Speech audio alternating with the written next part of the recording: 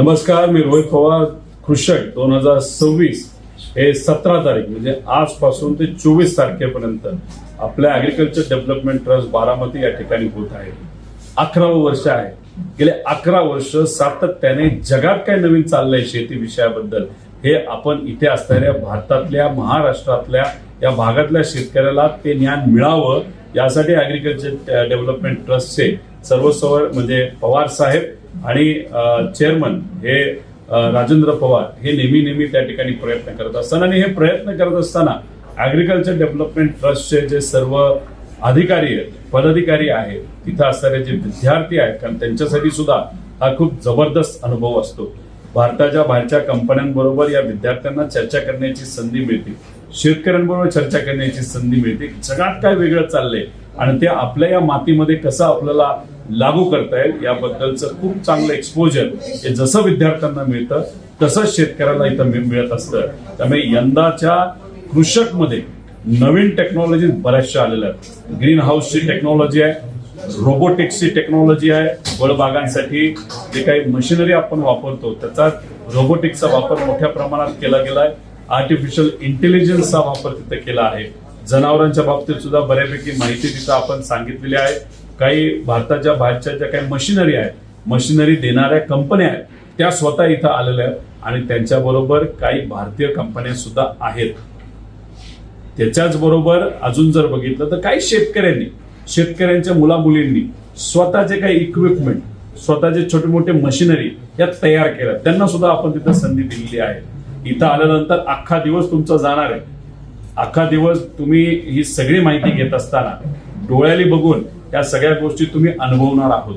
नाही तर बऱ्याच इतर ज्या काही एक्झिबिशन असतात तिथं गेल्यानंतर तुम्हाला फक्त पॉम्पलेट दिलं जातं, पण गेले 6 महिने एखादं बियाणं असेल तर बियाणं 6 महिन्यापूर्वी लावलं गेलं, त्याचं उत्पादन घेतलं गेलं, त्याला जी काही फळं आली, त्याला काही कणसं आली असतील, अजून काही जे पल्सेस असतील ते काय असतील, ते ह्या सगळ्या गोष्टी तुम्हाला डोळ्याले बघायला मिळणार आहे. एखादी कंपनी जर म्हणत असेल की माझं बियाणं खूप चांगलं आहे, पण ते म्हणणं एक झालं, दाखवणं दुसरं झालं. बाकीकडे फक्त म्हणलं जातं, इथं दाखवलं जातं.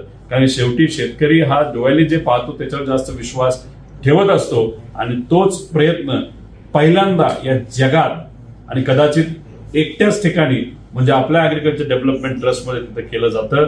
आदरणीय राजूदादा पवार हे दररोज इथे असतात. सर्व अधिकारी आपल्या ऍग्रिकल्चर डेव्हलपमेंट ट्रस्टचे इथे असतात. तुम्ही तिथे गेल्यानंतर तुम्हाला विद्यार्थी माहिती देतात, तिथे गेल्यानंतर तिथे असणारे सायंटिस्ट माहिती देतात, त्या कंपन्या माहिती देतात. त्यामुळे इथं खूप काही माहिती तुम्हाला मिळणार आहे. फायदा झाल्याशिवाय राहणार नाही. अनेक लोकांचा फायदा झालेला आहे. तुरीचं पीक बदलल्यामुळे, नाहीतर तुरीचं बियाणं बदलल्यामुळे उत्पादकतेमध्ये 50% वाढ झाली.